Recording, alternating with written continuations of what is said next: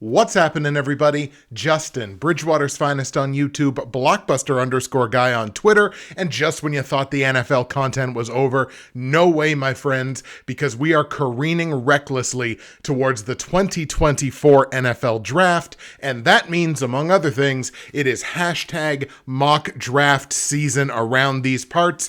My first NFL 2024 mock draft 1.0 is coming at you in this video, and a couple of things that if you've been around the channel for a while, you probably already know about mock draft 1.0, but if you're new to the mock drafts, let's just take you a little bit through what mock draft 1.0 actually is.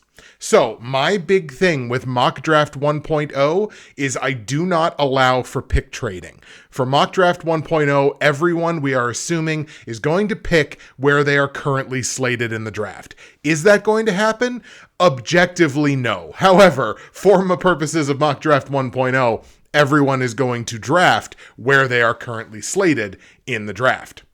Now, the other thing about Mock Draft 1.0, and really most, if not all of my mock drafts are really built around teams drafting heavily for current needs. So I base what I believe team needs are off of a combination of sources that I really trust. And I also talk to like long-term members of the fan bases who I talk about football with all the time. I know they're knowledgeable people. I know that they have a long-term vision for teams or what they want to see from teams. And I'm the exact same way with my team and with the NFL as a whole. So I do put together these needs lists. And when I talk about what a team's needs are, I base that on a variety of sources. And if there's things that I'm seeing consistently across those sources, I'm going to put them right at the top of the list. So you got to know I'm drafting heavily for needs, and I do put those lists together based on a variety of sources. And with Mock Draft 1.0 this year, I think we're in a unique position where we have as many as maybe a third of the league almost who have significant quarterback questions that need to be answered this particular offseason. It's amazing when you sit back and really think about the teams that are looking at quarterback help. So there are at least like 10 picks here that I've got kind of highlighted that are going to be based, I think, heavily off of decisions that get made at the quarterback position, and we're going to talk about each and every one of those as we go through. No more need to delay. Let's start off with Mock Draft 1.0, and speaking of quarterback decisions, it starts right at the top of this draft with the first overall pick. So as everyone knows, the Chicago Bears currently hold the first overall pick via the Carolina Panthers. Thank you, Carolina. So Chicago obviously has a huge quarterback question mark to answer, which is what are they going to do with Justin Fields? Are they going to stick with Fields? Are they going to move on from Fields? It's not financially punitive for them to move on from Fields. I believe the dead cap is only like less than $3 million if they do decide to move on. So this is the first big quarterback decision we're going to be making here. And for the purposes of Mock Draft 1.0, the Chicago Bears decide to stick with quarterback Justin Fields. So again, that's a big context here right at the start of this draft where we do not allow pick trading and the Bears are not going to be moving on from Justin Fields for the purposes of Mock Draft 1.0. You're sticking with Fields. You don't need a quarterback. What do the Chicago Bears do? Well, I think quarterback is right at the top of their needs list as we put it together. Everybody could use a good edge rusher. I think Chicago could use like anybody along the defensive line, but certainly on the edge, or where I'm going for them, which is wide receiver at the first overall pick. I've got the Chicago Bears drafting wide receiver Marvin Harrison Jr. from Ohio State. So that is the first big bombshell, and we get it out of the way right off the top. Marvin Harrison Jr., 6'4", 205, a 2023 stat line of 67 catches for just over 1,200 yards and 14 receiving touchdowns. Marvin Harrison is an auto wide receiver one coming into this league. He has elite route running skills. He can line up anywhere anywhere on the field, X, Y, in the slot, maybe even out of the backfield. And I think Harrison is dangerous at all three levels in the receiving game. Short passes, intermediate, he can take the ball deep. Marvin Harrison is the offensive prospect, in my opinion, in this entire draft class. And we're going to have the Chicago Bears stick with Justin Fields and insulate Justin Fields with the best wide receiver in the draft. Marvin Harrison Jr. goes first overall to the Bears. And look, I know there's a lot of Fields haters out there, but just answer yourself this question. Who maximizes the ceiling for Justin Fields better? Marvin Harrison Jr. or Darnell Mooney? That's what I thought. The number 2 overall pick belongs to the Washington Commanders, and what a position they get put in, certainly expecting that Caleb Williams or Drake May at the quarterback position would be going first overall. There's even some conversation about Jaden Daniels going first overall. But since we're in a universe here that we've created that neither of those things happen, the Washington Commanders are going to decide to draft for the future at quarterback. They can hold on to Sam Howell as a backup if they want to, or they can part ways with him. Either way, look, they've got their choice. In this mock draft, they've got their choice because a quarterback did not go first overall. They could go tackle here if they wanted to. They could go edge rusher. Again, everybody needs some good edge rushers. I've even heard some calls for wide receiver here. But with the number 2 overall pick, I'm just going to have the Washington Commanders go with quarterback Caleb Williams out of USC. 6'1", 220 pounds. His 2023 stat line reads 68.6% on his completions, a little over 3,300 yards, 30 touchdowns, 5 interceptions, adding 142 yards and 11 rushing touchdowns on 97 carries. Caleb Williams has the arm talent, I believe, to make every throw at the NFL level. He is athletic and he is mostly accurate, but he does certainly force some plays. And you see that out of hyper athletic players, certainly quarterbacks in professional football.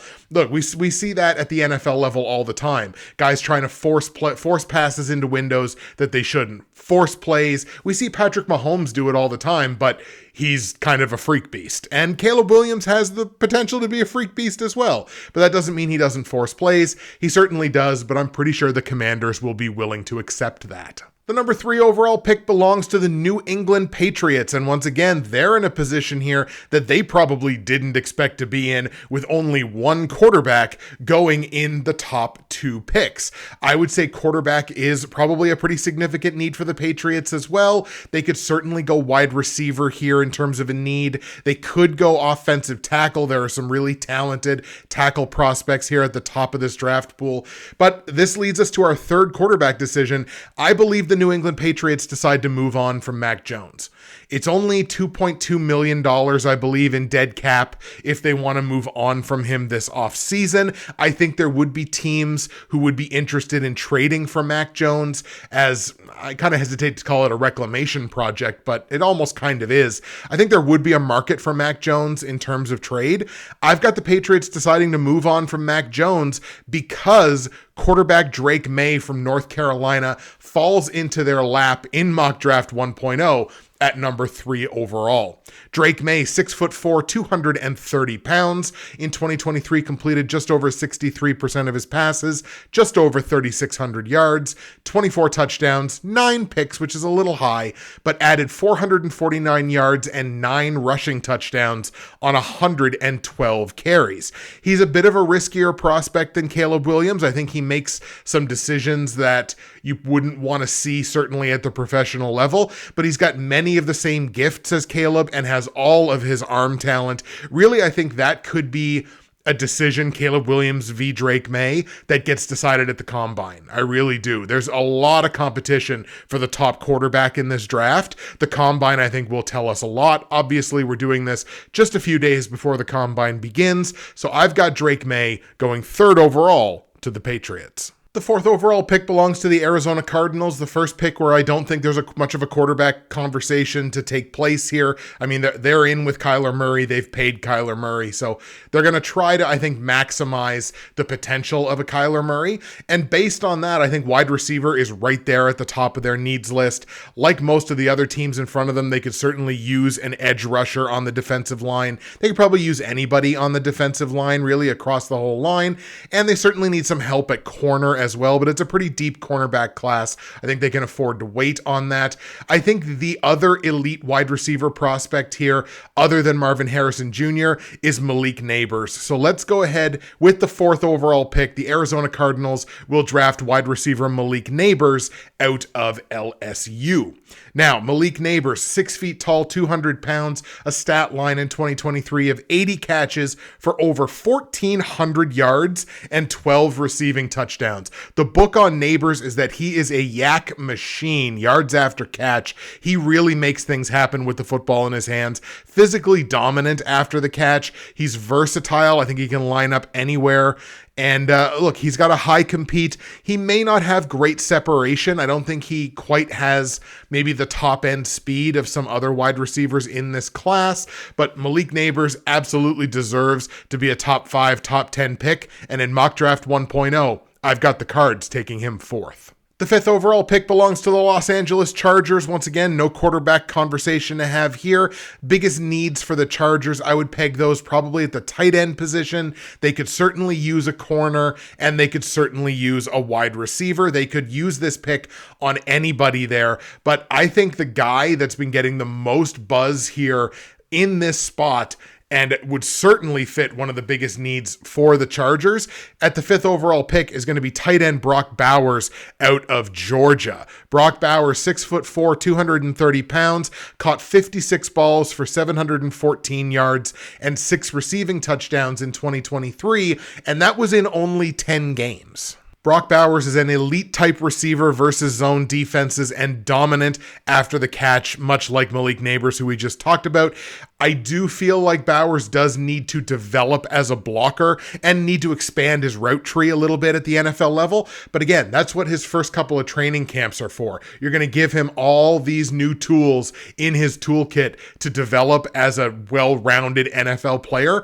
Those things will come. His natural abilities as a pass catcher, and again, just dominant with the football in his hands, exactly the kind of weapon that the LA Chargers want to marry to Justin Herbert. And look, taking a guy like Quentin Johnston in the draft last year, like weapons to try to maximize Justin Herbert's window.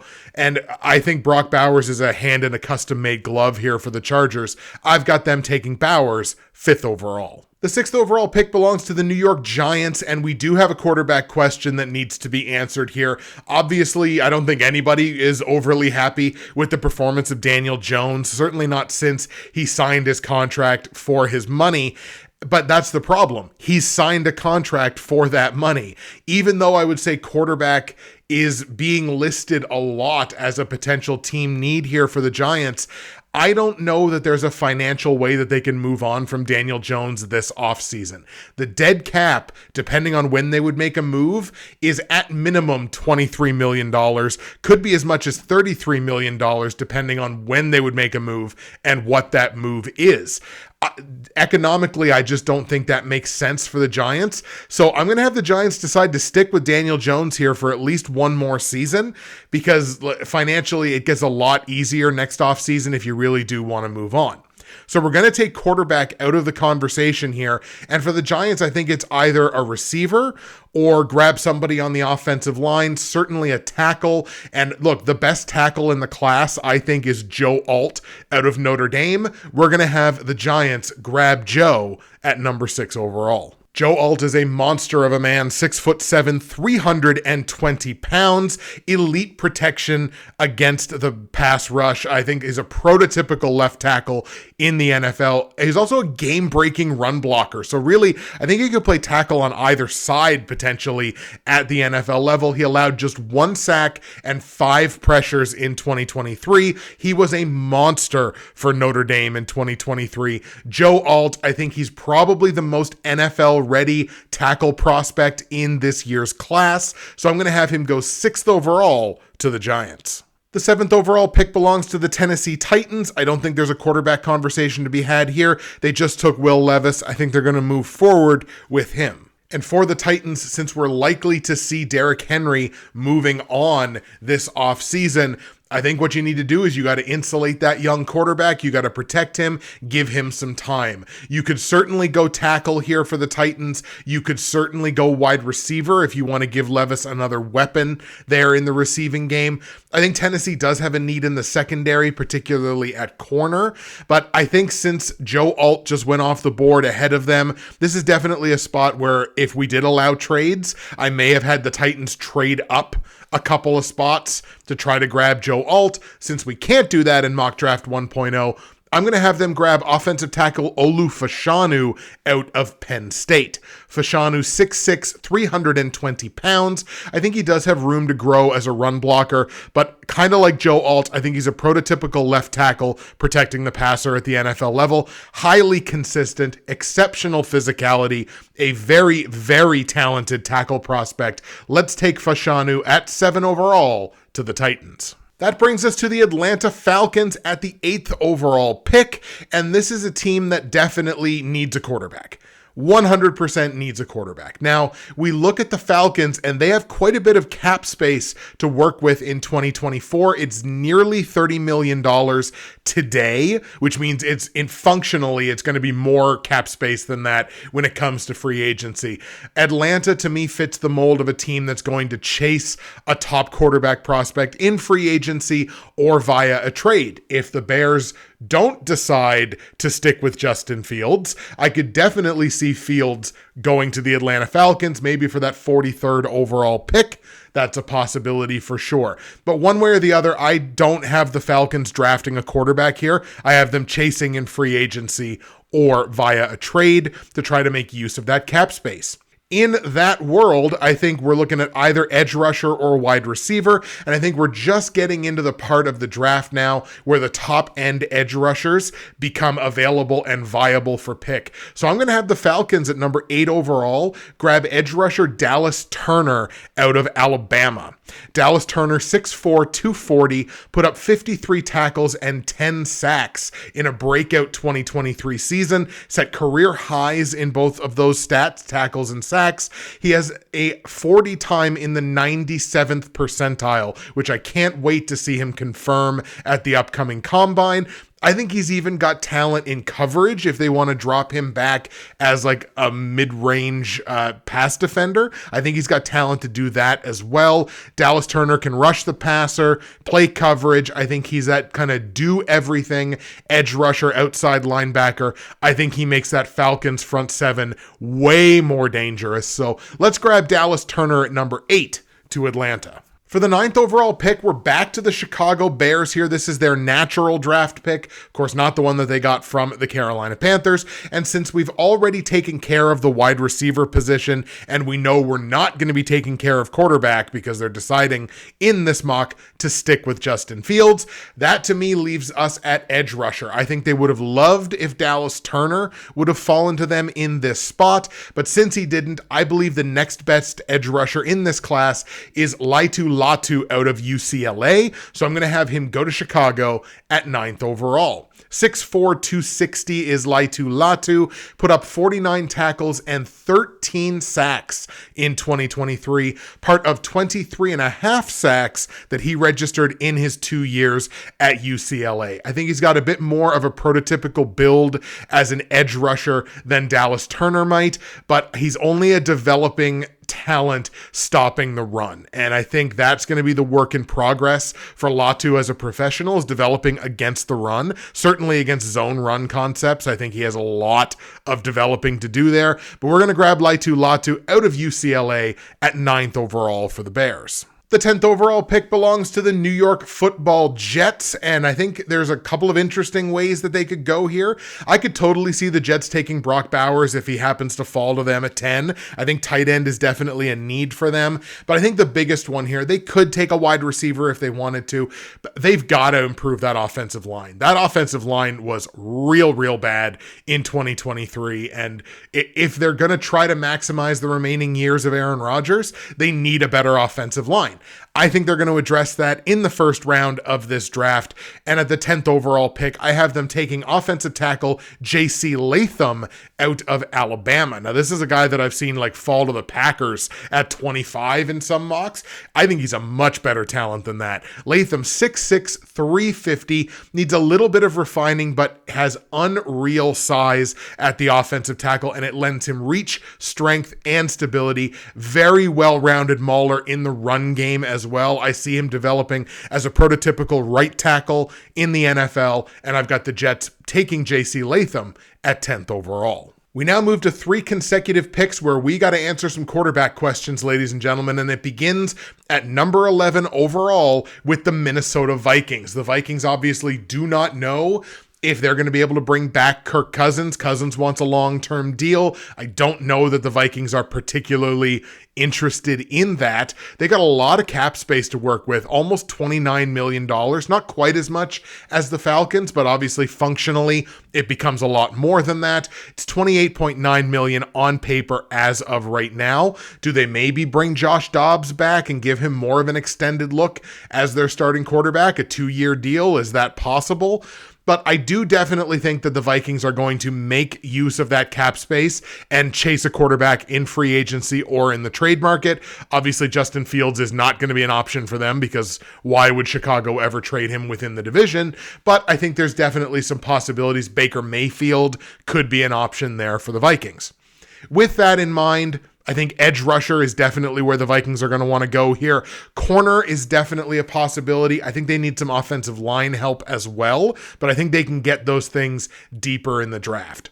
Based on that, at number 11 overall, I've got the Vikings selecting edge rusher Jared Verse out of Florida State. Jared Verse is 6'4", 260 and put up 41 tackles and 9 sacks in his 2023 season with Florida State. Played some of his best games on the biggest stages, most notably in the ACC championship game, 6 tackles and 2 quarterback sacks. He is a pure pass rusher. Do not drop him back into coverage, I don't think. And I think he does need some work against the run and, just shedding blocks in the run block game. I think all that will come for him as a professional. And at number 11, I think this is a strong pick. It might be a little bit off of some people's boards, but I think Jared Verse is going to be a very good edge rusher for the Minnesota Vikings for a long time. So we're going to give him 11th overall to Minnesota. Number 12, we've got the Denver Broncos, and probably the most interesting quarterback conversation of this offseason, other than Justin Fields, is Russell Wilson. Everybody is calling for Russell Wilson to be out of Denver. There's 5 landing spots for Russell Wilson, all these clickbait articles from wannabe football blogs trying to make it on the level of a Pro Football Focus. Where's Russell Wilson going to go? I'll tell you where Russell Wilson's going to go. Denver. If you look at the financial viability of the Denver Broncos moving on from Russell Wilson, it does not exist. The dead cap on moving on from Russ is $35 million. That's double what they're paying him this year. It really expands in years after that. So it becomes way more financially viable beginning next year. This year, there is no financial path for the Broncos to move on from Russell Wilson. Depending on how they would try to do that, the dead cap could be as much as $107 million. So I hate to break it to you, but Russell Wilson is going to be on the Denver Broncos roster in 2024. That does not, however, preclude them from drafting a quarterback, because if you look at their cap space situation, they are about $26 million in the hole right now in terms of cap space. I believe the Denver Broncos stick with Russell Wilson and draft for the future at quarterback. They could go edge rusher here. They could go corner here, but they're not going to because Jaden Daniels from LSU has fallen into their laps in Mock Draft 1.0 at 12 overall. Once again, because you can't do trades in Mock Draft 1.0. I've got the Broncos taking Jaden Daniels at 12th overall. Jaden Daniels, 6'3", 205, had a 2023 stat line where he put up over 72% of his passes completed, over 3,800 yards, 40 passing touchdowns, just 4 picks for the LSU quarterback, and over 1,100 yards and 10 rushing touchdowns on 135 carries. Do those numbers remind you of anybody who also potentially plays at the top of the AFC? Jaden Daniels is a hyper-athletic quarterback prospect, dynamic playmaker, especially on the run, but I think he's a less NFL-ready prospect than either Drake May or Caleb Williams, who we've already mentioned. So you draft him to a situation like Denver where he can play behind a guy like Russell Wilson. And even if Russell Wilson doesn't want to take the big brother mentor role there, just getting to watch a guy like Russell Wilson and how he plays professionally, that is going to help Jaden Daniels' development moving forward. I think it is an excellent position for him to fall into for the Denver Broncos.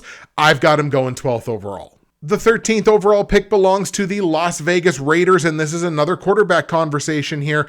Obviously, we heard the news earlier this offseason with Jimmy Garoppolo. He's suspended for the first 2 games of next year due to performance-enhancing drug use. I believe that was what it was. And in all likelihood, he's going to be released from the franchise. So the question being, do they attack the quarterback position, which they potentially could with this pick, or do they stick with Aiden O'Connell? They gave Aiden O'Connell an extended look in the season last year. And I was very critical of Aiden O'Connell, but I think he actually did some good things as well. It's kind of a coin flip here, but for the purpose of Mock Draft 1.0, I'm going to say that the Raiders decide to stick with Aiden O'Connell at quarterback this season and kind of see what happens. So with that decision made, I think we're looking at either corner or tackle. Kind of a coin flip here. Once again, they could go in any direction. Maybe other help on the offensive line, but I think tackle is probably where it's most needed. So we're going to go ahead and grab offensive tackle Talise Fuaga from Oregon State for the Raiders at number 13.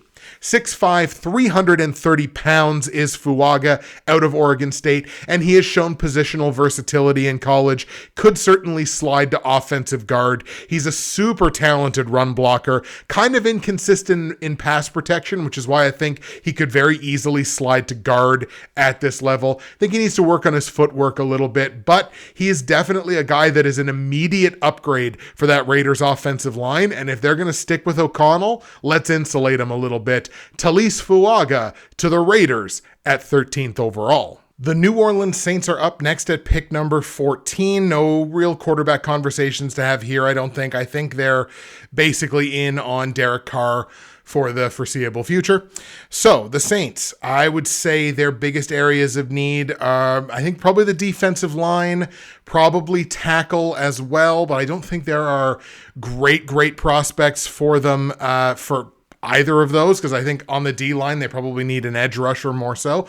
I'm actually going to have them grab a wide receiver here because there's a wide receiver that's been falling down my board here just based on the way the picks have played themselves out. I think he's great value for them at number 14, and that is wide receiver Rome Odunze from Washington. 6'3", 215 pounds, put up a stat line in 2023 of 92 catches for well over 1,600 yards and 13 receiving touchdowns. And much like the competition between like Caleb and Drake May, I think Odunze versus Neighbors will be decided at the Combine. Like, I genuinely think there's the possibility that Odunze could be the best wide receiver in this class outside of Marvin Harrison Jr. He's a high IQ route runner. He's got great compete, and his physicality has improved at the college level every single season that he's been playing. I think he's a very complete wide receiver, definitely has the size. I think he can wreak havoc on especially younger NFL level secondaries. Odunze, what a combination he would make in in New Orleans across on the outside from Chris Olave. Like, that would be what a monster duo they would have there in New Orleans. Rome Odunze going 14th overall to the Saints. The 15th overall pick belongs to the Indianapolis Colts, and I think this is a fairly slam dunk one here. I think this is a guy that fits like a hand in a custom-made glove to the Indianapolis Colts. They need a DB, particularly a cornerback, and Nate Wiggins from Clemson has basically played in an exceptionally similar system in Clemson that he would be playing in Indianapolis. And that's that cover 3 zone. The Colts run a ton of it. I think Nate Wiggins to Indianapolis at 15 makes a ton of sense. 6'2", 185 is Wiggins. He had 28 tackles in 2023, 1 sack, only 2 interceptions. So that stat line doesn't jump off the page. But I think there's a lot of debate on the best cornerback in this class. Give me Nate Wiggins' height and range. And once again, just the fact that he's a perfect fit in a cover 3 zone heavy defense. Nate Wiggins from Clemson, 15th overall to the Colts. The 16th overall pick belongs to the Seattle Seahawks, and this is our last pick for a while where I think we have a quarterback question that needs to be answered. Geno Smith is still on the roster for now, but obviously he's not the long-term solution here at quarterback for Seattle, and the long-term solution is not in their locker room as of right now. I think Seattle is in a perfect position to draft for the future at quarterback. You look at them, their cap space situation is not great. Right now they're right around the cap ceiling. I think actually they're like $1.5 million over or something like that right now. I think it's a perfect spot because they don't really have the money to chase free agent quarterbacks. I think they draft for the future here at quarterback, and I think they're going to take quarterback Michael Penix Jr. out of Washington. Once again, there's a lot of debate here about even who the best quarterback in this class is, much less the 4th best. It's almost like shuffling a deck of cards, and there's going to be some JJ McCarthy people who are very mad at me right now, and I fully understand. But we're going to have them take Michael Penix Jr. out of Washington. Will the Seahawks at number 16, 6'2", 210 pounds, completed just over 65% of his passes for over 4,900 yards, 36 passing touchdowns. He did have 11 picks, which does definitely concern me. I would say he's the first quarterback that we've talked about in this class who does not have a rushing upside at the NFL level. I don't think he necessarily needs to have one, but he does not have one. There are definitely injury concerns with Penix as well, because for a long time, Penix was being talked about as the top quarterback in this class. He's an elite pocket passer. He has a deadly deep ball. And what I'm sitting here thinking of is DK Metcalf, Jackson Smith-Njigba, and the deep ball. Like, I'm just picturing Michael Penix lighting up secondaries with those two guys at wide receiver. I think he's got arguably the best deep ball in this class. Let's take Penix at 16 to the Seahawks and see what happens. All right, we're into the second half of the draft here with the 17th overall pick going to the Jacksonville Jaguars. I think biggest areas of need here for the Jags. They could probably use a wide receiver since it's looking more and more likely that Calvin Ridley moves on in free agency. You could have them take anybody in the secondary. I think they badly need a corner, but again, very deep cornerback class. I think they can address that later in the draft. I like them to grab somebody along the defensive line. They need help across the defensive line at any position. I'm going to have them take defensive tackle Jerjan Newton out of Illinois. A monster of a man at 6'2", 295, 52 tackles and 7.5 sacks in 2023 for Illinois. I think he projects as a 3-tech interior on the defensive line, but he's played across the line. So that's a guy that is an immediate upgrade at any position along the defensive line there for the Jags. He is solid against the pass or against the run. I do think his tackling needs a little bit of work, despite the fact that he put up 52 last year.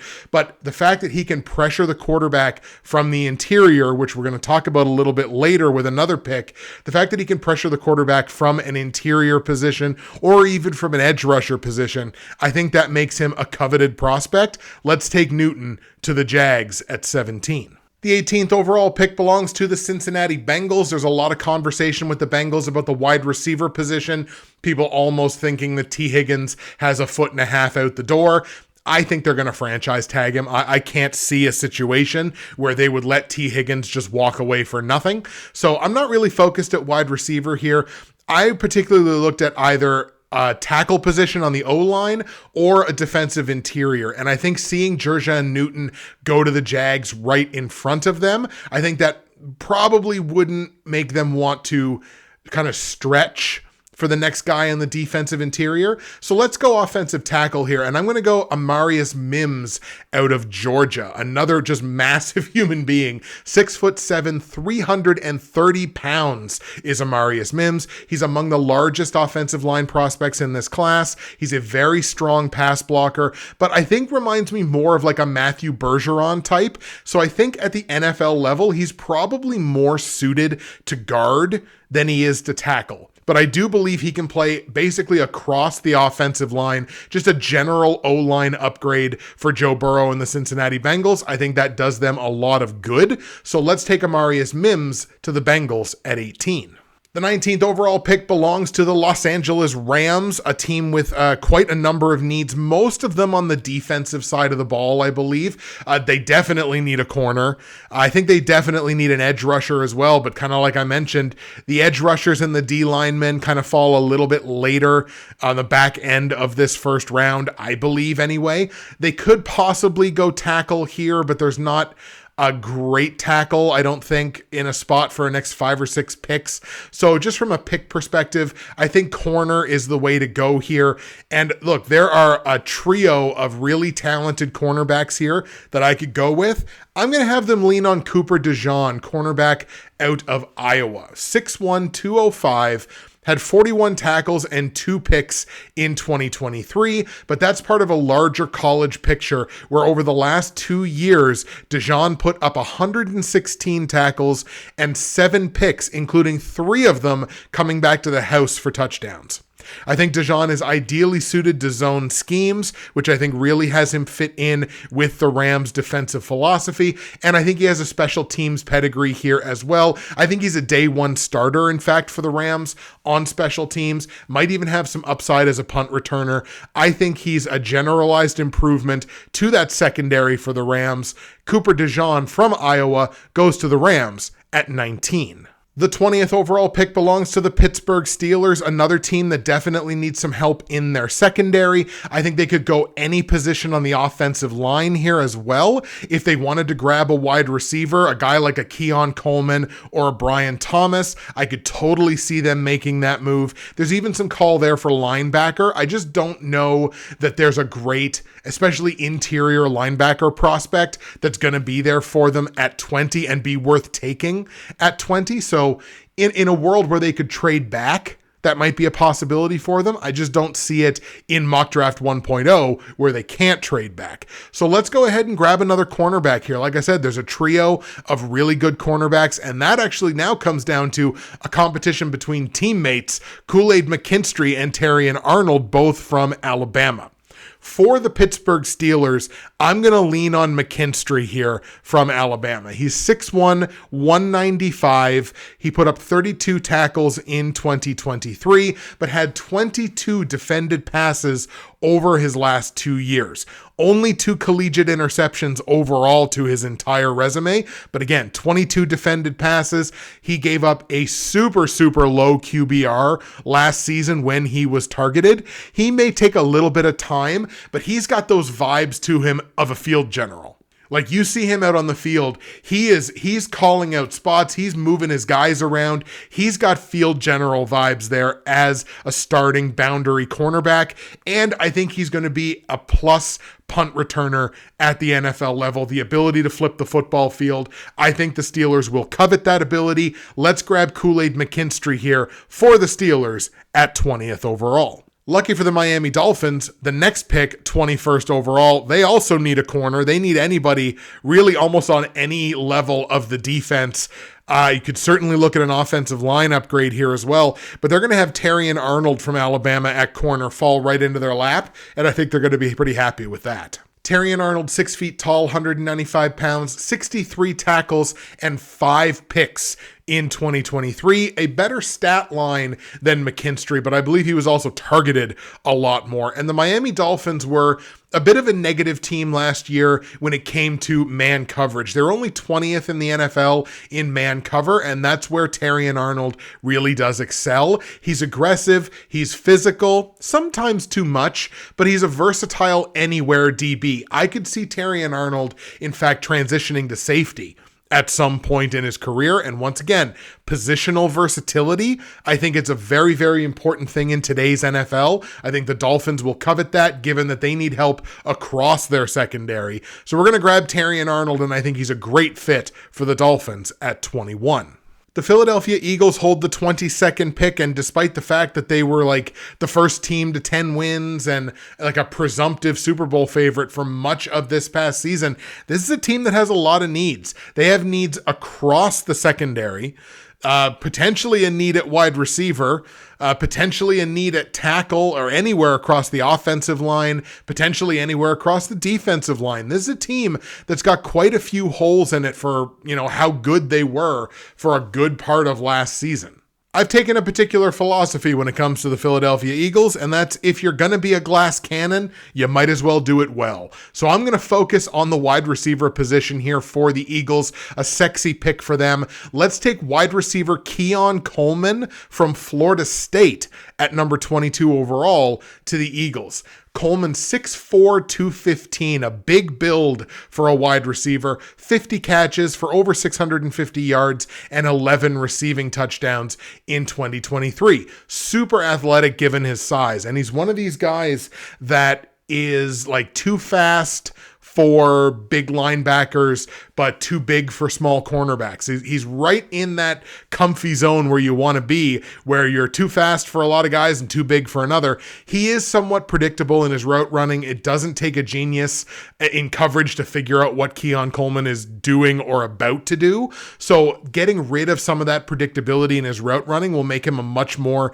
dangerous wide receiver at the NFL level. But I think he's got a role to play in this Eagles offense, and I think he could come out of the gate with a pretty impressive rookie year.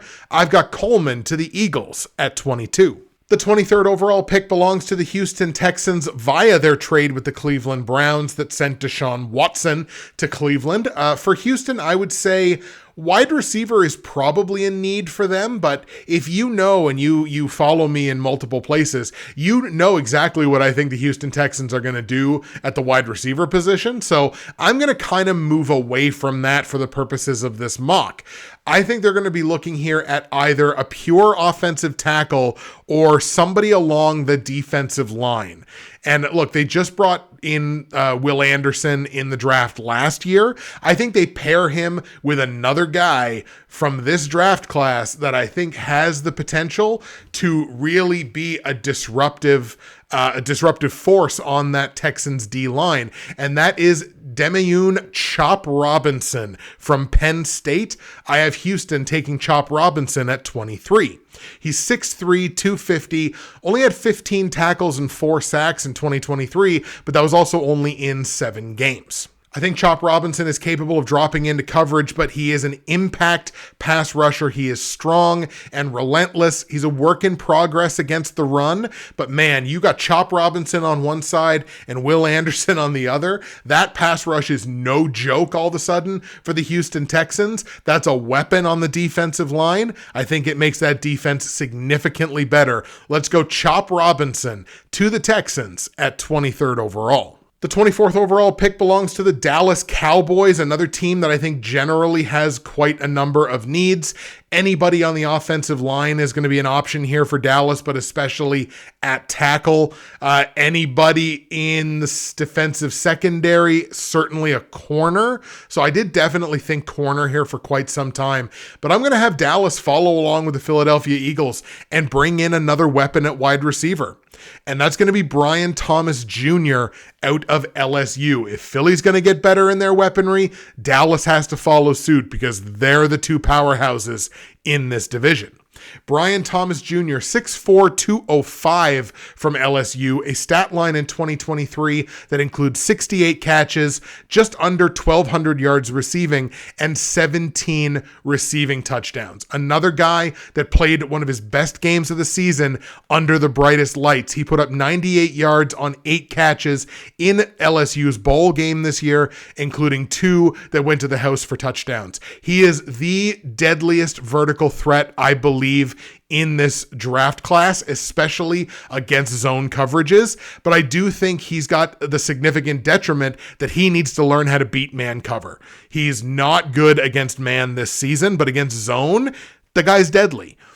He needs to develop more as a receiver than just run a straight line as far as you can. He's really good at doing that, but you got to be able to beat man coverage in this league to survive. That's kind of going to be his next 2 to 3 years at the NFL level, is figuring out how to do that. I think Dallas is a good spot for him, playing across from a guy like CeeDee Lamb, who I think does everything exceptionally well. Brian Thomas Jr. from LSU to Dallas at 24. The 25th overall pick belongs to my Green Bay Packers, a team that I think could take anybody along the offensive line. I think they'd need to prioritize the tackle position because of the uncertainty surrounding David Bakhtiari.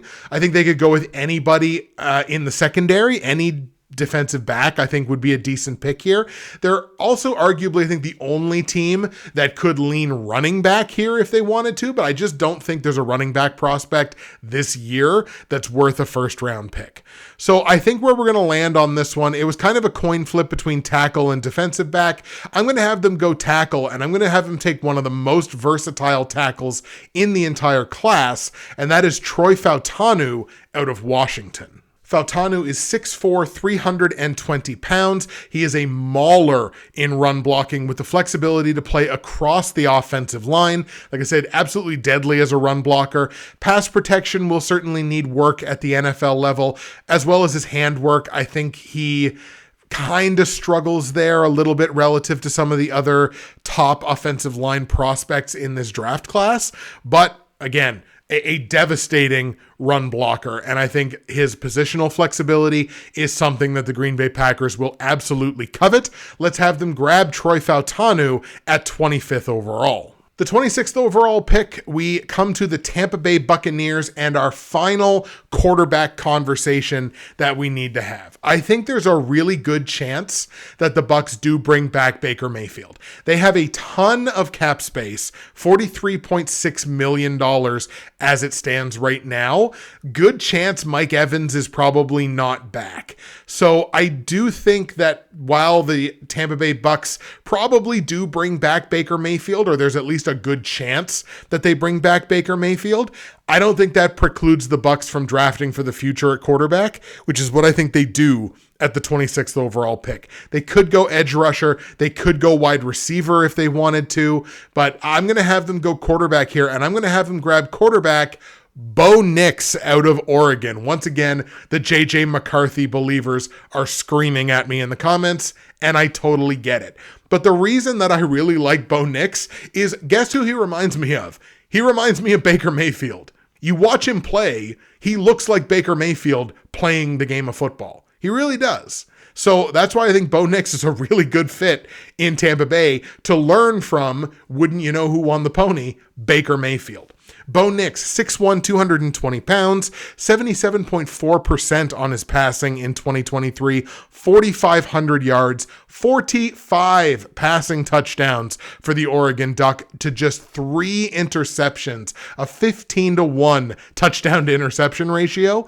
Added 313 yards and 7 rush touchdowns on 97 carries.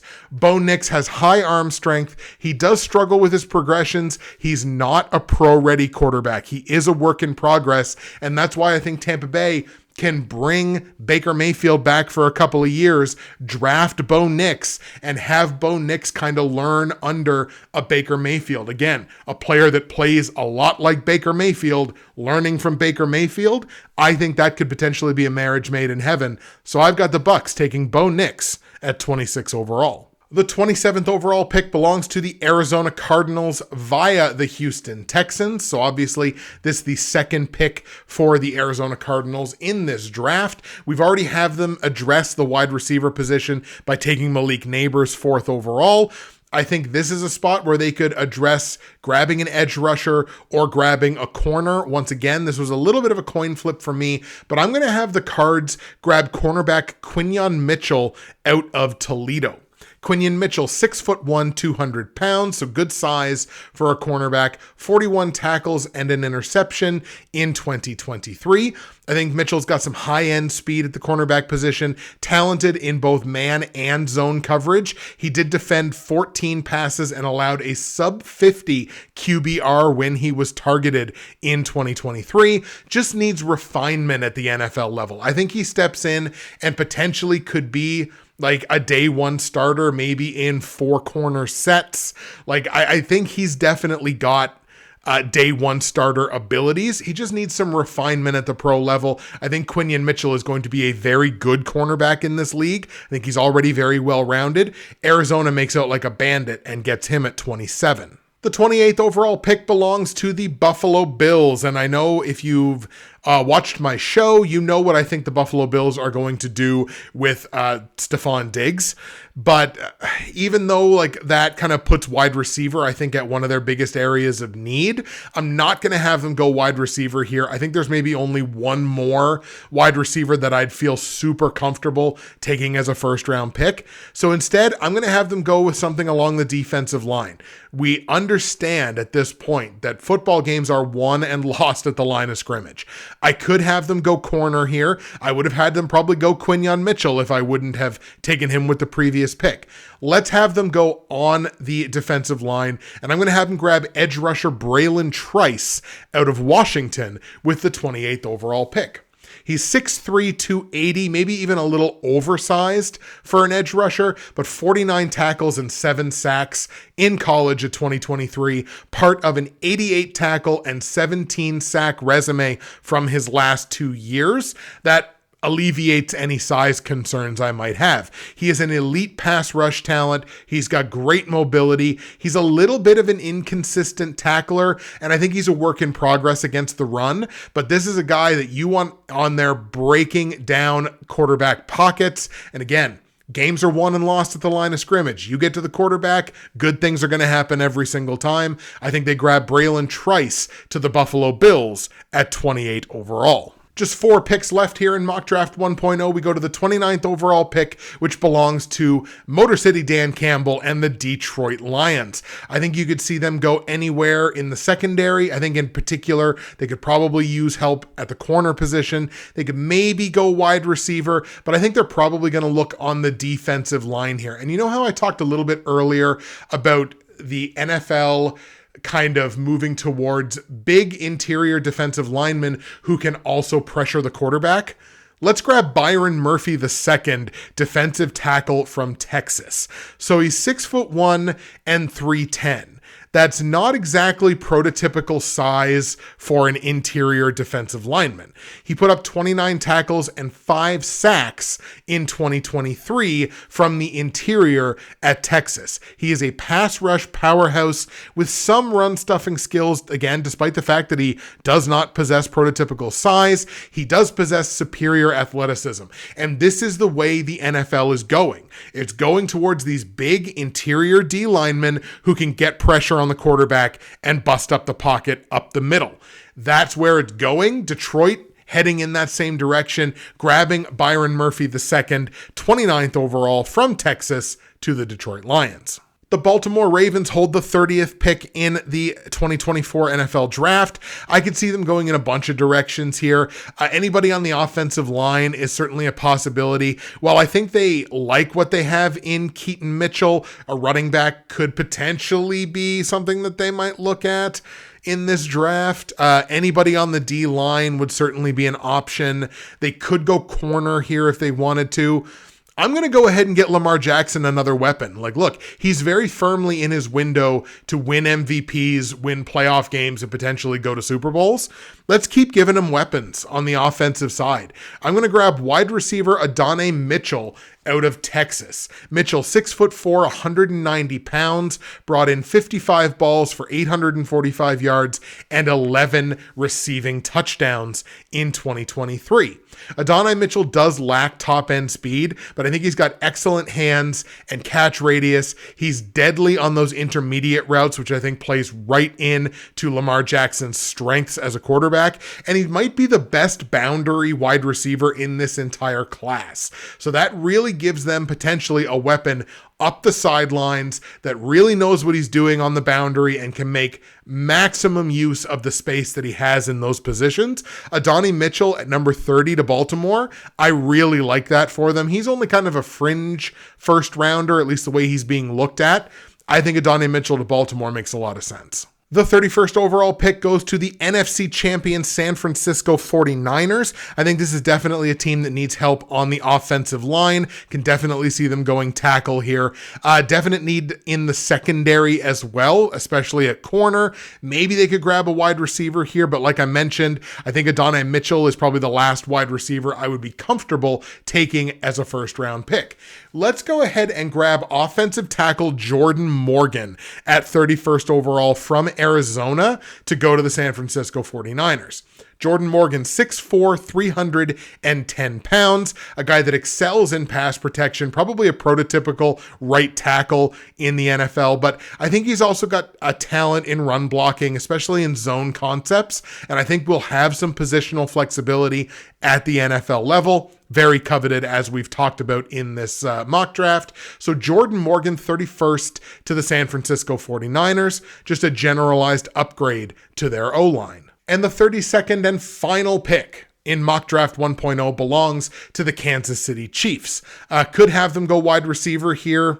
Could have them go on the defensive interior. Like if a guy like Byron Murphy hadn't gone a couple picks ahead of them, he would have been an excellent fit, I think, for the Chiefs. Instead, I'm going to have him go on the offensive line. Little more protection for Patrick Mahomes. Never a bad thing. And I'm going to have them take one of the more versatile O-linemen in this class, and that is Graham Barton out of Duke. So he's listed as an offensive tackle, 6'5", 310. But again, another O-lineman that has a lot of positional flexibility to move over to guard, or he's even got, a pedigree playing center. So, I mean, he could move anywhere on the O-line. I think he does lack some consistency in his game, but he's got a high football IQ, superior football mobility, and I tell you, watching him play and watching some of his tape, who he really reminds me of, and I'm probably going to be the only person to say this, really reminds me of a Jason Kelce. There you have it, folks. All 32 picks in Mock Draft 1.0, all the way from a surprise number 1 all the way down to the 32nd pick to the defending Super Bowl champion, Kansas City Chiefs. Let me know your thoughts in the comment section below. As a reminder, with Mock Draft 1.0, we could not do any pick trading. With Mock Draft 1.0, we are drafting teams heavily for needs. I put the needs together from a variety of sources. We can all disagree on these things. That's the fun of mock drafts. If you think I'm completely out to lunch, feel free to let me know. Keep it respectful, but let me know. That's it for me, Justin, Bridgewater's Finest on YouTube, Blockbuster_guy on Twitter. Enjoy Mock Draft 1.0 and Mock Draft 2.0, where we get all kinds of crazy and do allow some trades. That's going to be here before you know it.